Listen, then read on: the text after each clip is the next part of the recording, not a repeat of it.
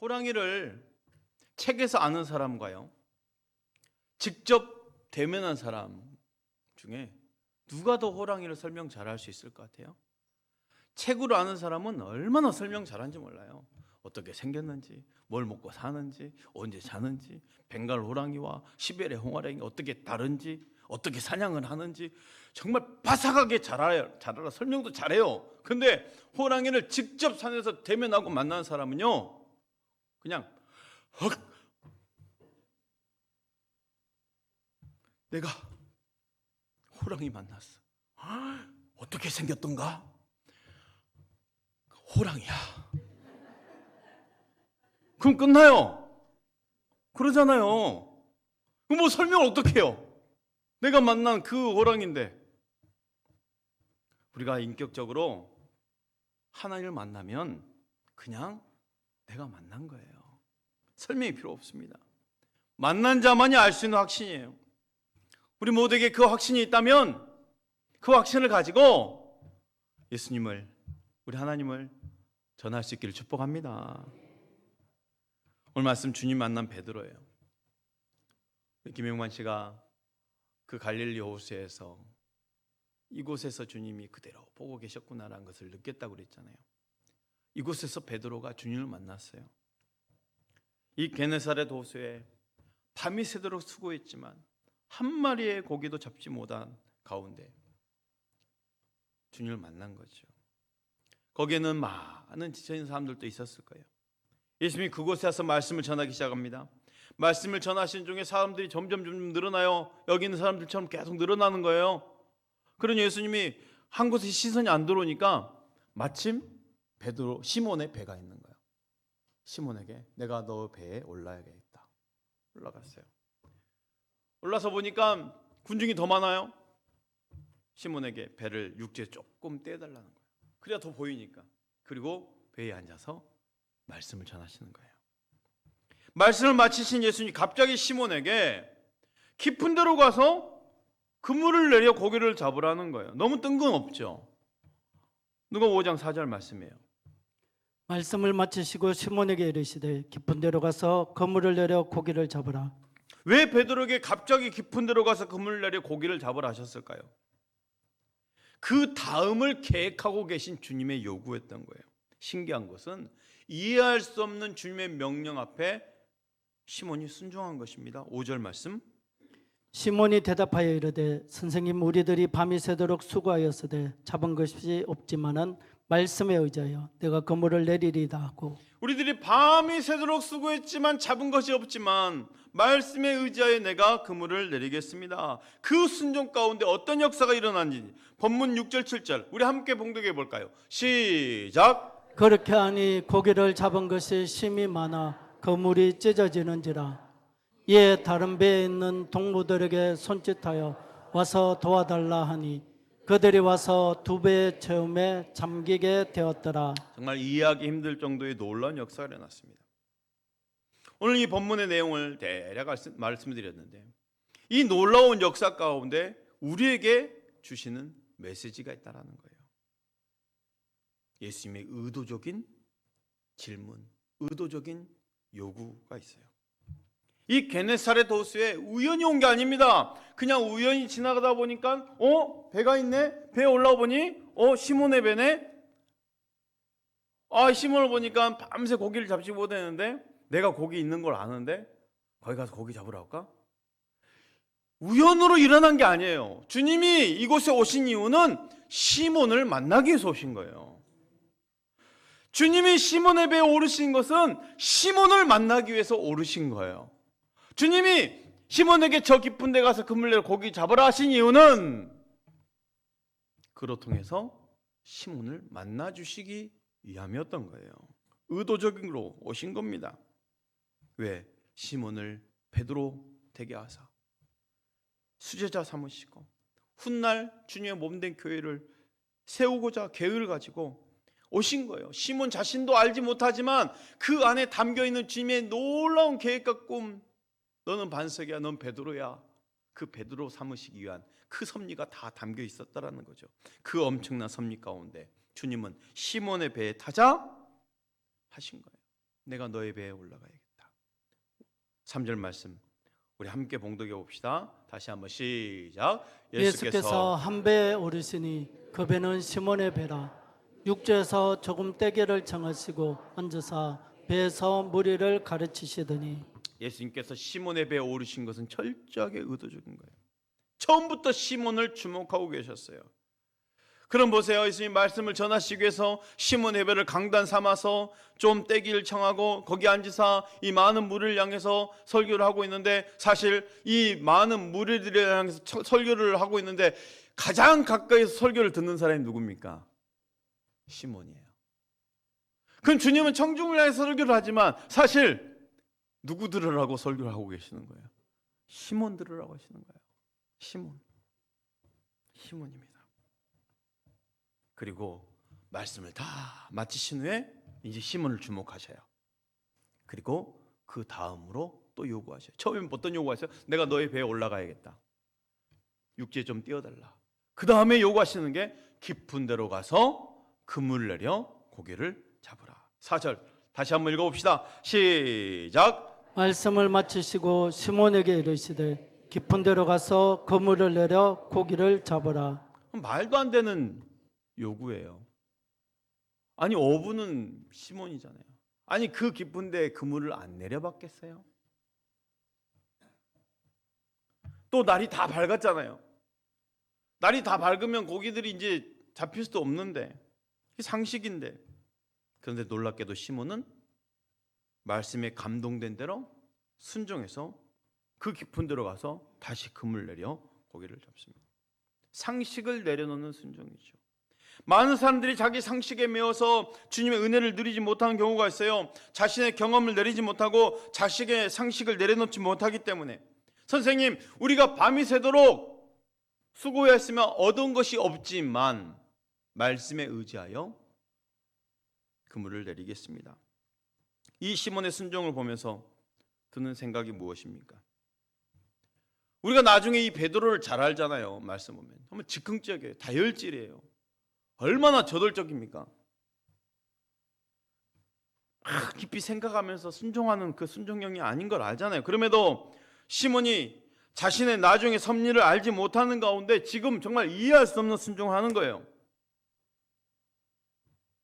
시몬아, 너희 배에 올라가야겠다. 시몬아, 깊은 데로 가서 그물 내려라. 이제 주님이 세 번째 말씀을 주셔요. 나를 따라오라 해요. 고기를 잡은 시몬이 주님께 감사 인사를 하기도 전에 주신 말씀입니다. 누가복음 5장 10절 말씀 한번 읽어주십시오. 세베대의 아들로서 시몬의 동업자인 야고보와 요한도 놀랐습니다. 예수께서 시몬에게 이르시되 무서워 말라. 이제부터는 내가 사람을 취하리라 하시니. 마태복음 4장에 좀 더 구체적으로 나를 따라오라 말씀이 있어요. 19절 한번 읽어주십시오. 말씀하시되 나를 따라오라. 내가 너희를 사람을 낚는 어부가 되게 하리라 하시니. 주님의 요구에 엄청난 축복이 담겨 있는지는 알지 못했을 거예요. 놀라운 일은 주님 말씀에 순종해서 고기를 잡는 과정에서 시몬이 누구를 만난 거예요? 예수님을 만난 거예요. 이게 더 중요한 거예요. 주님을 만난 거예요. 주님을 만날 수 있는 최고의 방법이 뭘까요? 말씀과 그 말씀의 순종이에요. 따라합시다. 말씀과 순종으로. 야, 나도 정말 인격적인 주님을 만나고 싶어. 떡하니 나타나서 산신령처럼, 이야, 내가 여기 있다. 우리는 이걸 상상하지만 주님을 만날 수 있는 방법은 말씀과 순종함을 통해서 인격적인 주님을 만나게 되는 거예요. 사랑하는 성도 여러분, 특별한 말씀을 받아본 적이 있습니까? 하나님 말씀으로 찾아오시네요. 평소 듣던 말씀인데, 평소 받던 은혜인데 갑자기 어느 순간 특별한 말씀으로 내 가슴에 꽂히는 거예요. 특별한 은혜로 다가오는 거예요. 게네사ret 호숫가에 많은 무리가 하나님의 말씀을 들었습니다. 시몬은 말씀을 듣기 위해 예수님 옆에 앉아서 청중과 함께 있지 않았지만 그저 고기 깃고 지금 그물을 깃고 키를 잡기 위해서 지금 예수님 말씀이 있는 현장에 있는 것뿐입니다. 말씀을 듣기 위해 있는 게 아니에요. 그 많은 무리 중에 그 말씀에 순종한 사람이 그런데 시몬이었다는 거예요. 시몬이 주인공이 되었다는 거예요. 많은 사람들이 어쩌면 베드로가 은혜 받고 그 역사를 경험하는 가정 중에 그냥 들러리 있는 것 같아요. 많은 사람에게 말씀이 그냥 로고스로 다 들렸겠지. 물론 그 중에 레마로 들린 사람도 있겠지만, 근데 시몬 옆에서 주님의 말씀이 레마로 꽂히는 거예요. 로고스는 기록된 말씀 전체예요. 레마는 그 말씀 가운데 나에게 특별히 다가오는 말씀이에요. 음성이죠. 중요한 것은 이 로고스가 없으면 레마가 없는 거예요. 오늘날도 설교를 하게 되면 누군가에게나 다 보편적인 설교이지만 누군가에게는 그날의 설교가 특별히 들리게 되는 경우가 있어요. 사랑하는 성도 여러분, 매 주일 말씀 가운데 주님을 만난 역사가 있어지길 축복합니다. 그리고 매일매일 말씀을 읽는 가운데, 성경을 읽는 가운데 내게 주신 말씀이 들려지고 그 말씀 가운데 우리 주님을 만날 수 있기를 축복합니다.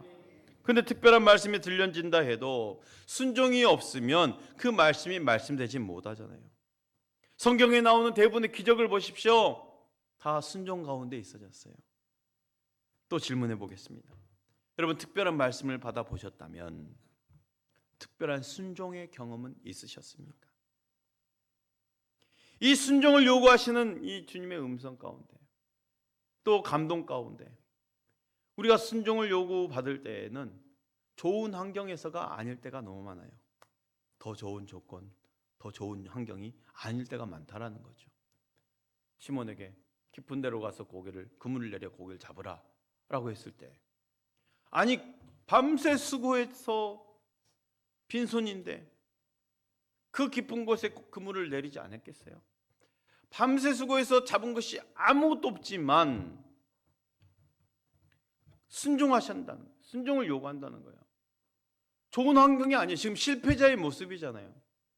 그 실패가 아마 한 번뿐이 아닐 것 같아요. 말씀을 보면 베드로가 그냥 사는 게 변변치 않고 매번 고기다 잡히지 않고 그날 밤만 그랬겠습니까? 그런데 주님은 일방적으로 명령하시고 일방적으로 요구하시죠. 너의 배에 타야겠다. 시몬아, 이 배를 육지에 좀 떼어라. 시몬아, 깊은 데로 가서 그물 내려라. 시몬아, 나를 따라오라. 주님의 명령은 일방적이에요. 이해시키지 않죠. 예루살렘 입성을 준비하는 예수님이 두 제자들에게 보내실 때도, 나귀를 타기 위해서 보내실 때도 보십시오. 마태복음 21장 2절 말씀 이렇습니다. 이르시되 너희는 맞은편 마을로 가라. 그리하면 곧 매인 나귀와 나귀 새끼가 함께 있는 것을 보리니 풀어 내게로 끌고 오라. 의논이 아닙니다. 가서 양해를 구하고 가져오라. 그것도 아닙니다. 21장 3절 이어서 한번 보십시오. 만일 누가 무슨 말을 하거든 주가 서시겠다 하라. 그리한즉 즉시 보내리라 하시니. 세상 논리도 말도 안 되는 순종을 요구하시잖아요. 아니 나무집에 있는 나귀를 끌어오라는데, 그런데 성경을 보면 특별한 역사 앞에 순종할 이유에 대해서 그걸 이해시키거나 설득하는 것이 아니었어요. 여리고성 7바퀴 돌아라. 마지막 바퀴에 아무 말도 하지 않고 7바퀴를 더 돌아라. 이게 이해가 되는 요구입니까? 실로암에 가서 내 눈을 씻어라. 요단강에서 몸을 7번 씻어라. 설명도 없어요. 왜요? 그 다음을 계획하신 주님은 반드시 순종을 요구한다는 거예요. 주의 말씀 앞에 시몬은 자기 생각, 자기 경험을 접었습니다. 기적은요, 똑똑한 사람들이 경험하는 것이 아니라 순종하는 사람들이 경험하게 됨을 믿으시기 바랍니다. 시몬이 자기 생각 말하라고 한다면 정말 많은 말을 할 수 있었을 거예요. 아유 주님, 내가 고기 좀 잡아봤는데요, 이 시간에 깊은 데는 고기가 없어요. 그런데요, 전문가인 여부가 자기 생각을 접은 거예요. 그저 말씀에 의지해서 순종한 거예요. 그 순종의 결과 어떻습니까? 그물이 찢어질 정도로 고기가 잡혔는데 두 배가 물에 잠길 정도로 잡았어요. 자, 그토록 원하는 고기를 잡았는데 기뻐하기는커녕 이 어찌된 일인가 두려워합니다. 놀람과 동시에. 그렇다면 주님을 만난 사람들에게 이 말씀과 순종으로 있어진 기적으로만 멈춰서는 안 된다는 거예요. 아우 너무 감사합니다. 너무 좋습니다. 내가 원하는 고기를 그토록 잡았네요. 기적을 경험했네요. 이게 아니에요. 이게 끝이 아니라는 거예요. 이후에 있어지는 특별한 고백과 결단이 있어야 된다는 거예요. 주님을 만난 자들은. 또 질문해 보겠습니다. 여러분 특별한 말씀을 받아보셨습니까? 특별한 순종하셨습니까? 그리고 특별한 고백을 해보셨습니까? 순종의 경험 가운데 이제는 주님 은혜 안에서 남다른 고백을 해보셨냐는 거예요. 나도 이해하기 힘들 정도의 고백 말이지요. 자, 자기가 원하는 고기를 잡았어요. 그것도 2배 잠길 정도로 많이 잡았어요. 그렇다면 우리가 보통 그렇게 된다면 어떻게 인사한 게 맞아요? 아우 주님 감사합니다. 야, 이 정도면 우리 집 부채 문제는 해결했습니다. 아 감사합니다. 이 정도 인사하면 이제 기본적인 인사고, 조금 이제 인간적인 사람은 아마 계산을 하면 이렇게 아 주님 저 동업 한번 하시죠. 제 배는 언제든지 쓰세요. 필요하면 강단으로 다 내드릴게요. 대신 일주일에 한 번만이라도 고기 있는 자리만 알려주세요. 여러분 우리 신앙은요 인간적인 수단이 되어서는 안 되죠. 근데 베드로 보세요. 고기를 잡은 시몬의 고백이 이렇습니다. 누가복음 5장 8절 말씀. 시몬 베드로가 이를 보고 예수의 무릎 아래 엎드려 이르되 주여 나를 떠나소서 나는 죄인이로소이다 하니. 따라합시다. 주여 나를 떠나소서 나는 뭡니다? 감사 인사 하나도 없죠. 원하는 고기를 잡았죠. 그런데 2배 장기 정도로 잡았는데 즉시로 주님 앞에 무릎을 꿇고 나를 떠나십시오. 나는 죄인입니다. 이 고백을 했단 말이에요. 특별한 고백이죠. 누구도 할 수 없는 고백을 한단 말이에요. 이 고백은 세상적으로는 이해할 수 없는 고백이에요. 복음 안에 있을 때만 이해가 돼요. 예수 앞에 섰을 때, 주님 앞에 섰을 때 누구나 죄인이란 것을 깨닫게 되는, 주님을 만난 자는 그런 고백을 할 수밖에 없다라는, 복음 안에서만 이해가 가능한 거예요. 아니 주님의 명령대로 순종하고 그렇게 해서 고기를 많이 잡았는데 왜 나는 죄인이라고 고백합니까? 시몬이 이렇게 고백할 수 있었던 것은 이 고기를 잡는 과정에서 자기를 본 거예요. 하나님 앞에 선 자는 누구나 죄인인 거죠. 죄를 지어서 죄인이 아니라 본질적으로 죄인의 고백이에요. 말씀 가운데 자기를 보면 주님이 보이고 주님이 보이면 내가 보이는 거예요. 내가 보이면 주님 앞에 나는 죄인인 거예요. 이게 은혜입니다. 주님을 보지 못한 사람이 자기의 애를 알아볼 수 없죠. 예수님이 공생에 처음 복음 전파가 회개하라 천국이 가까이 왔느냐. 회개 없이는 복음이 복음될 수 없기 때문에 신약 성경의 절반 가까이 있었던 사도 바울도, 그렇게 위대한 사도 바울도 나는 죄인 중에 괴수라 고백했어요. 세상에서 가장 큰 죄인이 자기라는 거예요. 사랑하는 성도 여러분, 큰 죄를 지어서 큰 죄인이 되는 게 아닙니다. 주님께 가까이 가서 보니 내가 비춰지는 거예요. 주님께 가까이 가서 주님을 만나고 보니 내 모습이 보이는 거예요. 내가 죄인인 거죠. 여러분, 신앙에서 위험한 경우가 있어요. 그래도 내가 저 사람보다는 좀 낫지, 상대적으로 의인이 되려 하는 것. 그래도 내가 저 사람보다 기도 좀 하지, 상대적으로 의인이 되는 것. 그런데요, 내가 의인이 되려 하는 순간 은혜는 멈추게 됩니다. 은혜는 누구에게 흐릅니까? 주여 나를 떠나서서 내가 죄인입니다 고백하는 사람에게 은혜가 흐르는 거예요. 가정도 보세요. 남편보다는 내가 더 우울함을 가지면서 남의 편 때문에 내가 힘들게 산다고 생각하면 은혜는 없어지고 불평만 생기게 되는 거죠. 시몬 베드로는 주님이 주신 기적 가운데 자신의 죄를 봤어요. 이게 진짜 축복이에요. 따라합시다. 내가 죄인입니다. 그리고 결단하네요. 나를 따라오라 하시는 그 주님 말씀에 모든 것 버려두고, 배와 금을 모든 것 버려두고 주님을 따르니라요. 누가복음 5장 11절 함께 봉독해 봅시다. 시작. 그들이 베드로를 육지에 대고 모든 것을 버려두고 예수를 따르니라. 내가 가장 좋아했던 것, 가장 크게 여기던 것을 다 내려놓는 거예요. 왜 그렇게 내려놓을 수 있을까요? 주님을 보았기에, 나 자신을 보았기에 그냥 있을 수가 없는 거예요. 모든 것을 버려두고 예수님을 따르니라. 이 말을 여러분 잘 생각해야 돼요. 은혜 받았으니 다 베드로처럼 사도가 돼야 돼, 신학교 가야 돼, 목사가 돼야 돼. 그게 아니에요. 주님을 만난 순간 세상의 것이 별것 아니게 보여지는 거예요. 주님을 만난 순간 주님이 더 귀하게 보이는 거예요. 주 예수보다 귀한 것은 없네, 찬양할 수 있는 거예요. 우리 모두의 고백일 수 있기를 바랍니다. 오늘 또 내게 주신 말씀 앞에 순종함으로, 삶 속에서 고백과 결단으로 주님과 함께 하신 우리 모두가 될 수 있기를 축복합니다.